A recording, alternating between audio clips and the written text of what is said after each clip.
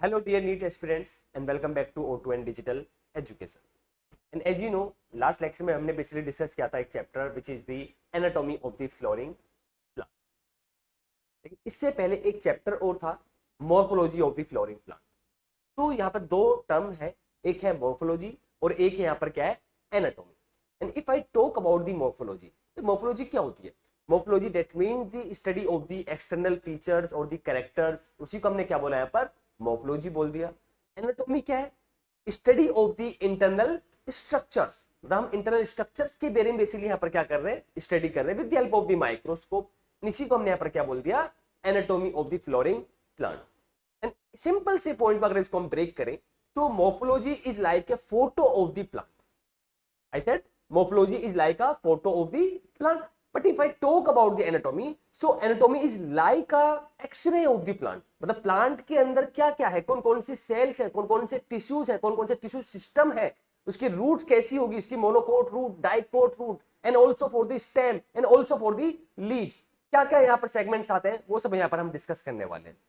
तो लास्ट के लेक्चर में बेसिकली हमने डिस्कस किया था about the tissue system. And tissue system mainly basically three types के होते हैं। एक है epidermal tissue system, second one is the ground tissue system, and third one जो है वो है वेस्कुलर टिश्यू सिस्टम। तो इन्हीं टिश्यू सिस्टम के आज के लेक्चर में बेसिकली हम डिस्कस करने वाले हैं। तो आइए, तो tissue system are of mainly three types. कितने टाइप्स के हैं? थ्री टाइप्स के टिश्यू सिस्टम होते हैं। How many types? Three types के टिश्यू सिस्टम है। फर्स्ट वन जो है वो है एपिडर्मल टिश्यू सिस्टम। सेकंड जो है ground tissue system, and third one हो गया vascular tissue system. Epidermal tissue system, ground tissue system and the vascular tissue system, ये तीन टाइप के क्या है हमारे पास टिश्यू सिस्टम है। इन्हीं टिश्यू सिस्टम के यहाँ पर हम डिस्कस करने वाले हैं। तो हमने लास्ट लेक्चर में डिस्कस किया था एपिडर्मल टिश्यू सिस्टम। तो यहाँ पे सिंपल वे में अगर हम बात करें तो जो एपिडर्मल टिश्यू सिस्टम है, जो एपिडर्मल है, तो यहाँ पर क्या आ गया, एपिडर्मिस आ गया। क्या आ गया इसमें? एपिडर्मिस। अब एपिडर्मिस क्या होते हैं? Single layer outer most covering of the whole plant body. मैंने क्या बोला? Single layer. एपिडर्मिस जो होती है क्या होती है? Single layer of outer covering of whole plant body. Whole plant body मतलब पूरी प्लांट बॉडी की जो आउटर मोस्ट कवरिंग होगी, उसी का हमने यहां पर क्या बोला? एपिडर्मिस बोला। और ये जो सिंगल लेयर है, that means single layer of the cells, single layer of the cells. Single layer है किसकी? सेल्स की, on the outer covering of the whole plant body, which is the outer covering of the whole plant body. और यहां पे बच्चों ये जो sales होंगी, ये सेल्स कौन सी है? These are epidermal cells. कौन सी सेल्स है? Epidermal cells. लास्ट क्लास में हमने डिस्कस किया था ये। These are epidermal cells. अब एपिडर्मल सेल्स के भी कुछ हमने फीचर्स पढ़े। कॉम्पैक्टली पैक्ड होंगी, विदाउट इंटरसेल्युलर स्पेस होगा। इंटरसेल्युलर स्पेस नहीं है तो एक क्या होगी? कॉन्टिन्यूअस लेयर फॉर्म होगी। ठीक है। न्यूक्लियस कैसे होगा? डेवलप होगा। साइटोप्लाज्म क्या होगा? स्मॉल होगा, बहुत ज्यादा तो लो अमाउंट में होगा। वैक्यूल्स क्या होंगे? इसमें लार्ज होते हैं। इलोंगेटेड इनकी शेप होती है। तो ये कुछ हमने एपिडर्मल सेल्स के कुछ फीचर्स पढ़े थे। तो अगर हम बात करें यहां पर एपिडर्मल रीजन में कुछ पॉइंट्स हैं जो हमें याद करने हैं। जैसे कि if I talk about the roots, roots, stem and leaves. अगर हम बात करें रूट्स की, तो रूट्स की एपिडर्मल सेल से क्या राइज होता है? बोलो, रूट हेयर्स। क्या है इससे? रूट हेयर्स आए, रूट हेयर्स आए। If I talk about the stem, मतलब epidermal cells of the stem, तो इससे यहां पर क्या है? Stem hairs, stem hairs. Leaves में अगर हम बात करें तो क्यूटिकल हमें याद रखना है, तो इसमें क्यूटिकल प्रेजेंट होता है एंड ऑल्सो स्टोमेटा।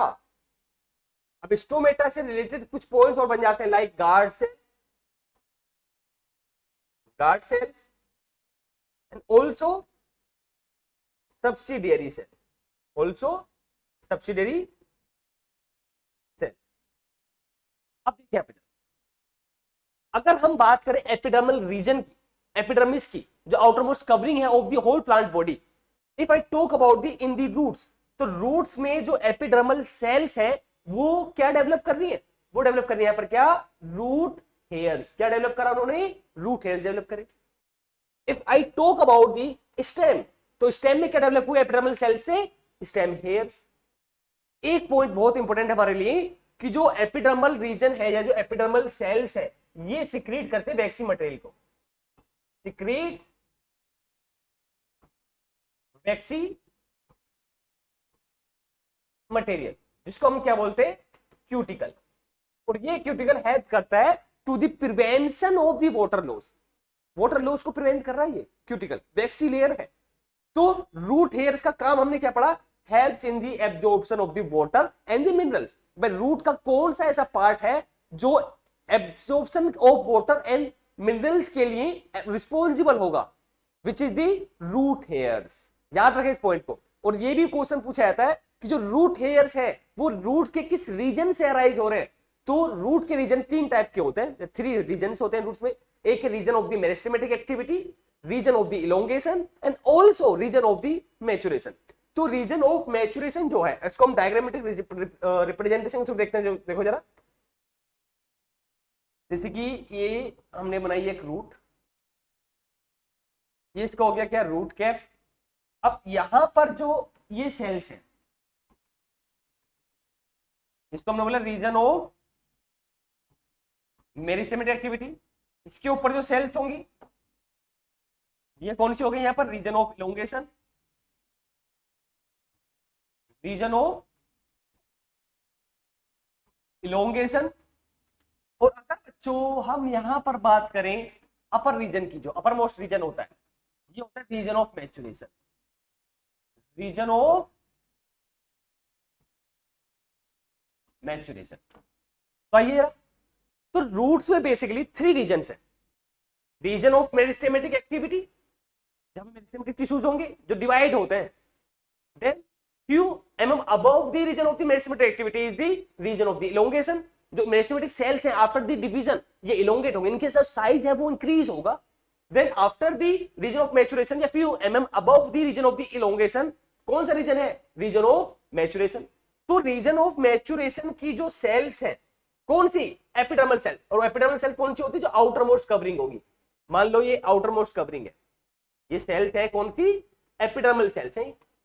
और ये आउटर मोस्ट कवरिंग हो गई, एपिडर्मिस हो गई। तो इन्हीं एपिडर्मल सेल से बच्चों अराइज होगा क्या, यहां पर रूट हेयर्स। क्या अराइज हुआ, यहां पर रूट हेयर्स अराइज हुई इस टाइप से। तो ये क्वेश्चन नीट का है कि रूट हेयर्स रूट के किस रीजन से यहां पर अराइज हो रहे हैं। So always remember that root hairs arises from the epidermal cells of the region of maturation of the roots. Clear note, important है, नीट में क्वेश्चन पूछा जाता है। नीट में एक बार नहीं काफी बार मल्टीपल टाइम यहां से क्वेश्चन पूछा जा चुका है, कोर्स देना यहां पर। तो रूट हेयर कैसे होंगे भाई, अनब्रांच्ड है, यूनिसेलुलर है, सॉफ्ट होंगे। एंड डाइकोट प्लांट की जो रूट होगी उसमें रूट हेयर ज्यादा होंगे as compare to the roots of the monocot plant. This is the very important point.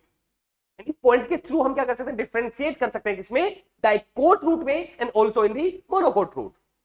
I hope आपको क्लियर हो रहा होगा, ठीक है। देन हम बात कर रहे हैं किसकी, स्टेम की। अब स्टेम की जो एपिडर्मल लाइनिंग होगी, जो एपिडर्मल सेल्स होंगी इन देयर एपिडर्मिस, उसमें क्या होगा, वो अराइज करेंगे क्या, स्टेम हेयर्स। अब हमें पता होना चाहिए यहां पर कि स्टेम हेयर्स में और रूट हेयर्स में डिफरेंस क्या है। How can we differentiate between the root hairs and in the stem hair, and which also known as the trichomes. क्या बोला मैंने, आई स्टेड अबाउट दी ट्राइचोम्स। तो जो ट्राइचोम्स है या जो रूट हेयर्स है, इनमें डिफरेंस क्या है? If I talk about again, if I talk about the root hairs, तो रूट हेयर्स आर यूनिसेल्युलर। कैसे होंगे? यूनिसेल्युलर होंगे, अनब्रांच्ड होंगे, सॉफ्ट होंगे, and responsible for the absorption of the water and the minerals in the roots. But अगर हम बात करें यहां पर स्टेम हेयर्स की, तो stem hairs are the multicellular. कैसे है? मल्टीसेल्युलर है, और ये ब्रांच्ड भी है और अनब्रांच्ड भी हो सकते हैं, सॉफ्ट भी हो सकते हैं, स्टिफ भी हो सकते हैं, सॉलिड स्टिफ भी हो सकते हैं, हार्ड भी हो सकते हैं। और स्टेम हेयर का जो यहां पर रोल है, स्टेम हेयर का रोल क्या है यहां पर? Helps in the prevention of the water loss. मतलब वाटर लॉस जो होगा उसको प्रिवेंट करता है कौन? Stem hair.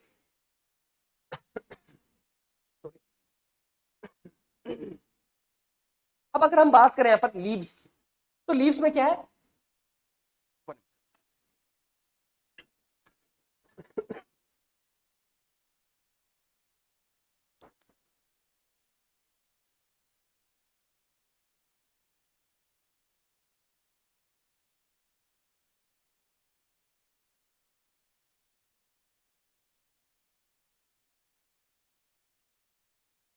तो आइए, if I talk about the leaves, तो लीव्स में बेसिकली क्या प्रेजेंट है? उसके एपिडर्मल लाइनिंग में भाई स्टोमेटा प्रेजेंट है। क्या प्रेजेंट है? स्टोमेटा।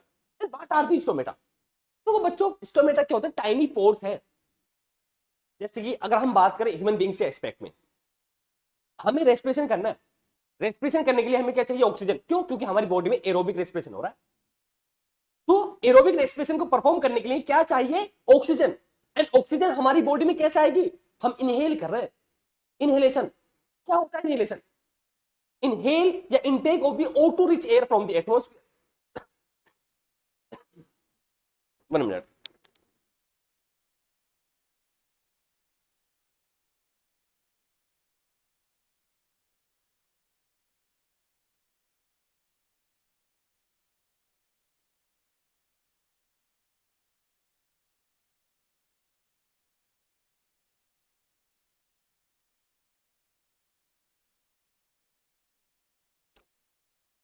दोबारा समझते हैं इसको, लीव्स को। तो लीव्स, लीव्स की जो एपिडर्मल सेल्स हैं उनमें क्या है? स्टोमेटा प्रेजेंट है। ठीक है, स्टोमेटा क्या है? टाइनी पोर्स है। रोल क्या होगा? उससे पहले ह्यूमन बीइंग्स के एस्पेक्ट में बात कर रहे थे। तो हमारी बॉडी में जो रेस्पिरेशन हो रहा है वो कौन सा हो रहा है? एरोबिक रेस्पिरेशन हो रहा है। एंड एरोबिक रेस्पिरेशन को परफॉर्म करने के लिए हमें चाहिए क्या? Oxygen. And how we get the oxygen from the atmosphere? Through the inhalation. हम क्या कर रहे हैं? इनहेल कर रहे हैं। That means the intake of the O2 rich air from the atmosphere. इसी को हमने क्या बोला? इंस्पायरेशन हमने बोल दिया, या हम इसको बोल सकते हैं इनहेलेशन भी बोल सकते हैं। This is the step of the respiration. तो हम इनहेल कर रहे हैं, बट प्लांट वो कैसे इनहेल कर रहे हैं? क्योंकि ऑक्सीजन तो इन्हें भी चाहिए, या CO2 तो इन्हें भी चाहिए at the time of the photosynthesis. पर नाइट टाइम में फोटोसिंथेसिस नहीं होगा, इनको रेस्पिरेशन तब भी करना है, तो इनको ऑक्सीजन तब भी चाहिए। तो ऑक्सीजन कहां से आया? वो आया थ्रू दी स्टोमेटा। तो दैट मींस स्टोमेटा का जो रोल है वो है क्या? Gaseous exchange. If I talk about the day time, so during the photosynthesis, day time में क्या होता है? Raw material of the photosynthesis CO2 होता है। तो प्लांट को CO2 चाहिए, तो डे टाइम में CO2 अंदर आएगा। किसमें? स्टोमेटा में। And at the time of the photosynthesis of the light reaction, अगर हम लाइट रिएक्शन की बात करें जो फोटोसिंथेसिस के टाइम पर होती है, उस टाइम पर ऑक्सीजन प्रोड्यूस होती है बाय प्रोडक्ट के रूप में। तो माइनर फ्रैक्शन या minor part of the oxygen utilized by plant itself for the in the photosynthesis, but major fraction of the oxygen release out into the atmosphere फ्रॉम या through stomata. और ये जो रिलीज हुई है एटमॉस्फेयर में oxygen, वही हम क्या कर रहे हैं? इनहेल कर रहे हैं। उसी को हम यहाँ पर क्या कर रहे हैं? इनहेल कर रहे हैं। बट अगर हम नाइट टाइम में बात करें, तो नाइट टाइम में क्या होता है? इसका अपोजिट कर दो, क्योंकि फोटोसिंथेसिस तो नहीं होगी। क्यों नहीं होगी? क्योंकि सनलाइट एब्सेंट है। अब सनलाइट एब्सेंट है तो फोटोसिंथेसिस नहीं हुई। पर उसको अभी भी क्या करना है? एरोबिक रेस्पिरेशन करना है। तो एरोबिक रेस्पिरेशन या रेस्पिरेशन एक ऐसा प्रोसेस है जो ऑल द टाइम होता है, चाहे वो रात हो या वो दिन हो, गर्मियां हो मतलब समर सीजन हो, या वो विंटर सीजन हो, या स्प्रिंग सीजन हो, कोई भी सीजन हो, तो एरोबिक रेस्पिरेशन परफॉर्म करना होगा, या रेस्पिरेशन बोल दो। तो अभी भी उसको क्या चाहिए? ऑक्सीजन चाहिए। ऑक्सीजन कहां से आया? ऑक्सीजन आया थ्रू दी स्टोमेटा। रेस्पिरेशन के टाइम पे क्या प्रोड्यूस हुआ? CO2। तो नाइट टाइम में प्लांट के जो स्टोमेटा है वो इंटेक करेंगे ऑक्सीजन को एंड रिलीज आउट करेंगे CO2 को because of the respiration, and respiration is the cellular process which occurs all the time in the plant body and all the living organisms. I hope ये आपको clear हो गया होगा।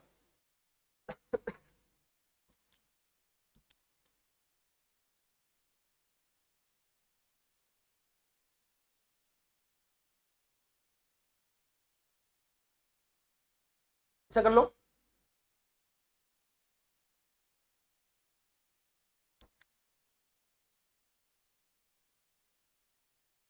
तो आइए, तो ये तो हो गया बच्चों एपिडर्मल टिश्यू सिस्टम के बारे में। एक पॉइंट और, रूट्स में क्यूटिकल एब्सेंट होंगे। क्यों? क्योंकि रूट हेयर का फंक्शन क्या था? Absorption of the water and the minerals. भाई अगर क्यूटिकल प्रेजेंट हो गया, वैक्सी लेयर जो है जिसकी वजह से वाटर के एब्जॉर्प्शन में एक ऑब्स्टेकल आ जाएगा, प्रॉपर अमाउंट ऑफ वाटर या मिनरल्स एब्जॉर्ब नहीं हो पाएंगे रूट हेयर्स के थ्रू। That's why cuticle will be absent in the roots. But if I talk about the stem and also leaves, तो इन दोनों में क्यूटिकल क्या होगा? प्रेजेंट होगा। और क्यूटिकल का जो रोल होता है वो क्या होता है? Helps in the prevention of the water loss. Water loss के जो वाटर का जो लॉस हो रहा है उसको प्रिवेंट कर रहा है कौन? क्यूटिकल। जो सूट एपिकल सूट वाले सिस्टम में होगा जिसमें स्टेम आ गया और लीव्स आ गया। तो हम डिस्कस कर रहे हैं about the ground tissue system. तो आइए इसी बारे में डिस्कस करने वाले हैं।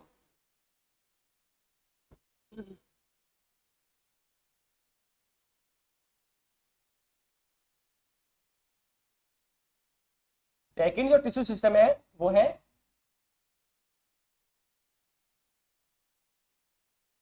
Ground tissue system.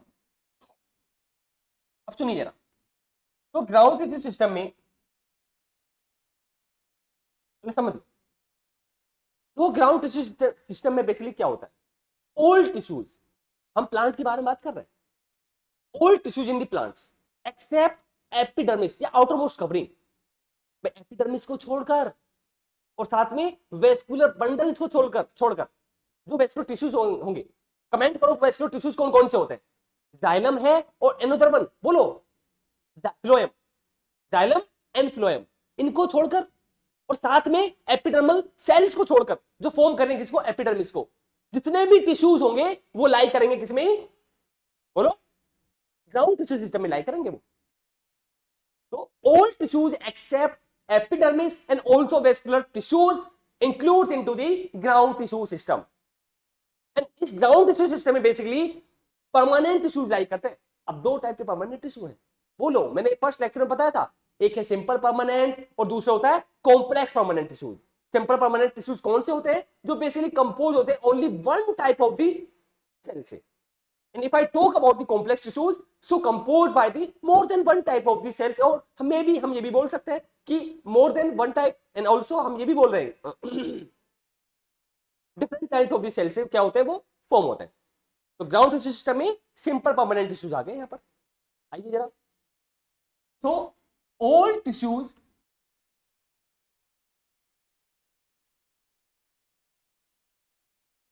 except epidermis and vascular tissues, all tissues except epidermis and vascular tissues, कौन से होंगे वो? वही हो गया क्या? Ground tissue system includes into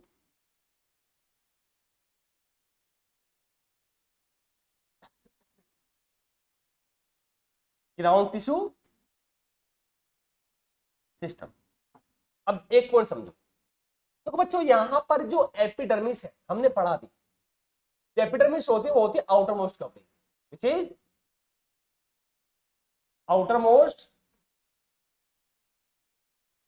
covering. And if I talk about the vascular tissues, ये दो टाइप के हैं, एक होता है xylem, another one will be xylem है और फ्लोएम है किसमें, वेस्कुलर टिश्यूज में। अगर हम यहां पर बात करें एपिडर्मिस की, विच is the outer most covering of the plant body, और इसमें कौन सी सेल्स आएंगी, एपिडर्मल सेल्स, एपिडर्मल सेल्स। तो एपिडर्मिस को छोड़कर और वेस्कुलर टिश्यूज को छोड़कर प्लांट में जितने भी सेल्स और टिश्यूज हैं वही है क्या, ग्राउंड टिश्यू सिस्टम। और हमें पता है कि जो वेस्कुलर टिश्यूज है जाइलम एंड फ्लोएम, ये कौन से हैं, ये होता है कॉम्प्लेक्स परमानेंट टिश्यू, या कौन से है ये, कॉम्प्लेक्स परमानेंट टिश्यू है ये। तो एपिडर्मिस को छोड़कर और कॉम्प्लेक्स परमानेंट टिश्यूज को छोड़कर बाकी के कैसे आ गए, ग्राउंड टिश्यू सिस्टम में आ गए। आई होप क्लियर हो गया होगा। अब आगे आइए, तो ग्राउंड टिश्यू सिस्टम में आए कौन से, कंसिस्ट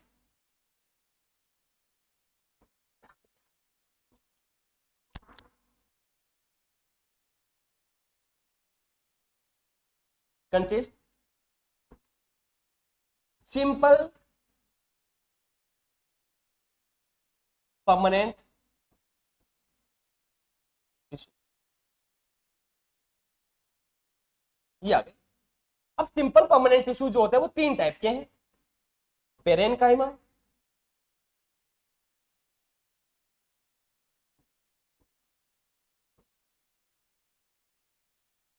कोलेनकाइमा एंड ऑल्सो स्क्लेरेन। भाई तीन टाइप के आगे क्या, सिंपल परमानेंट टिश्यू जो कंसिस्ट हो रहे हैं किसमें, ग्राउंड टिश्यू सिस्टम में, parenchyma, collenchyma and also sclerenchyma. अब अगर हम यहां पर बात करें कि भाई प्लांट में मोस्ट अबंडेंट टाइप का जो ग्राउंड टिश्यू होगा वो कौन सा होगा इन तीनों में से, तो वो होगा पेरेनकाइमा। कौन सा है वो, पेरेनकाइमा। मतलब सबसे ज्यादा प्लांट में जो टिश्यू है, जो ग्राउंड टिश्यू सिस्टम आ रहा है, वो है कौन सा, पेरेनकाइमा। तो most abundant type of the tissue which present in the ground tissue system, most abundant type of tissue in plants। Plant में सबसे ज्यादा जो टिश्यू होगा वो यही होगा, पेरेनकाइमा। याद रखना है हमें।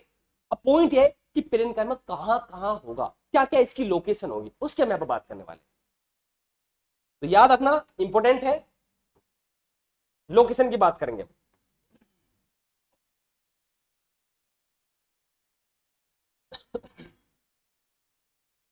तो सबसे पहले हमने लिया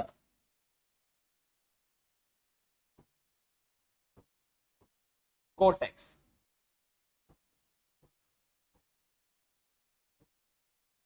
पेरिसाइकिल, पिथ, और एक हमने लिया यहां पर मेडुलरी रेज, मीजोफिल सेल्स जो लीव्स में होती हैं। मीजोफिल सेल्स कहां होंगी, mesophyll cells present in the leaves, चाहे वो मोनोकोट की लीफ हो या वो डाइकोट की लीफ हो। डाइकोट की लीफ को हमने, जो उसमें मीजोफिल है वो दो टाइप के होते हैं, पेलिसेड होती है और स्पॉन्जी होती है, आगे हम पढ़ने वाले हैं उसको। मोनोकोट की जो लीफ होती है उसमें ओनली स्पॉन्जी टाइप की मीजोफिल होगी, जिसमें क्लोरोफिल प्रेजेंट होगा। And always remember that mesophyll cell वो होते हैं जिसमें क्लोरोफिल कंटेन होता है। कौन सी होंगी, क्लोरोफिल प्रेजेंट होगा इनमें। तो इसी में क्या प्रेजेंट है, क्लोरोफिल कंटेन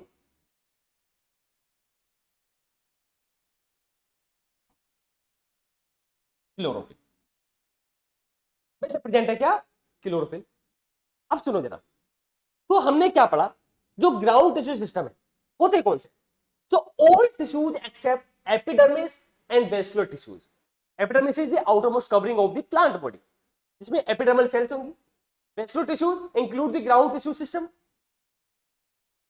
मतलब जो vascular tissues है बेसिकली इसमें, अच्छा हमने एक मिस्टेक यहां पर कर दी, ये जो इंक्लूड हम बोल रहे हैं ये यहां से हम ले रहे हैं, ground tissue system include the, मतलब include the ground tissue system में क्या क्या होगा,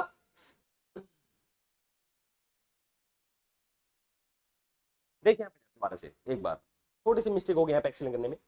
तो ग्राउंड टिश्यू सिस्टम में all tissues except the epidermis and the vascular tissues, मतलब एपिडर्मिस को छोड़कर और वेस्कुलर टिश्यूज को छोड़कर जितने भी टिश्यूज हैं वो सब किस में आ गए, ग्राउंड टिश्यू सिस्टम में आ गए। किसमें आ गए वो, ग्राउंड टिश्यू सिस्टम में आ गए। वेस्कुलर टिश्यूज को, जाइलम और फ्लोएम को छोड़कर और एपिडर्मिस को छोड़कर, एपिडर्मिस आउटरमोस्ट कवरिंग। और जो ये जाइलम और फ्लोएम है कैसा है, कॉम्प्लेक्स परमानेंट टिश्यू है। कैसा है, कॉम्प्लेक्स परमानेंट टिश्यू है। तो ग्राउंड टिश्यू सिस्टम में कौन से इंक्लूड हो रहे हैं, simple permanent tissues which are parenchyma, collenchyma and this sclerenchyma. And most abundant type का जो प्लांट टिश्यू है वो कौन सा है, वो है पेरेन्काइमा। कहां कहां पर होगा प्लांट में पेरेन्काइमा, तो हमें याद रखना है कोर्टेक्स में पेरेन्काइमा है। पेरिसाइकिल जो एंडोडर्मिस के अंदर होती है वहां पर पेरेन्काइमा होगा, ग्राउंड टिश्यू है ना ये, तो सेंटर में प्रेजेंट होता है। ये इंपॉर्टेंट पॉइंट है।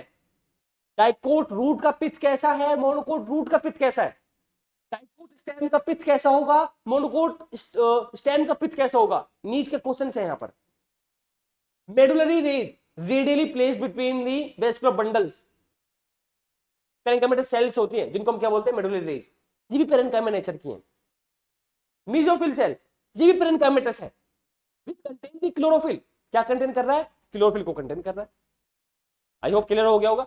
एक पॉइंट भाई, जो एपिडर्मल है ना, ये जो एपिडर्मल सेल्स है ये भी पेरेन्काइमेटस है।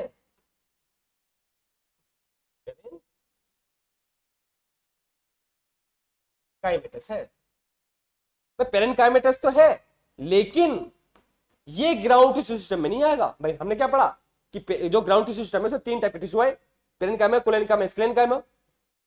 तो एपिडर्मिस भी तो पेरेन्काइमा है, एपिडर्मिस भी तो पेरेन्काइमेटस का नेचर है उसके पास। तो क्या इसको हम कंसीडर करेंगे as the ground tissue system, not at all, नहीं करेंगे। क्यों, हमने साफ लिखा है all tissues except the epidermis and the vascular tissues consist into the या include into the ground tissue system.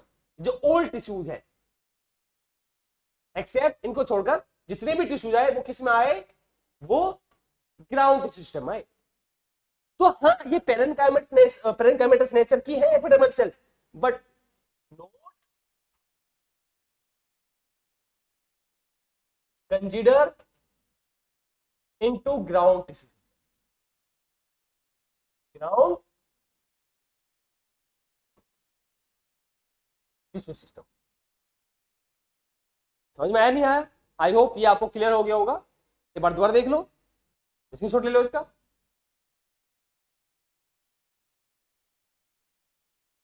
तो बच्चों आज के इस लेक्चर में हमने डिस्कस क्या किया, हमने डिस्कस किया थोड़ा सा, हमने रिवीजन किया about the epidermal tissue system. Epidermis है single layer of the cell, कौन सी सेल, एपिडर्मल सेल, ठीक है, ये हमने डिस्कस किया। उसके फीचर्स क्या है ये हमें पता होना चाहिए। देन हमने डिस्कस किया about the ground tissue system, ये हमने डिस्कस कर लिया। अगर आपको इसमें कोई डाउट है तो कमेंट करें, आई विल रिप्लाई। ठीक है, आज के इस लेक्चर में इतना ही। एंड नेक्स्ट लेक्चर में हम डिस्कस करने वाले अबाउट दी, बोलो थर्ड कौन सा था, थर्ड है vascular tissue system. So in next lecture we will discuss about the vascular tissue system. ठीक है, मिलते हैं नेक्स्ट वीडियो में।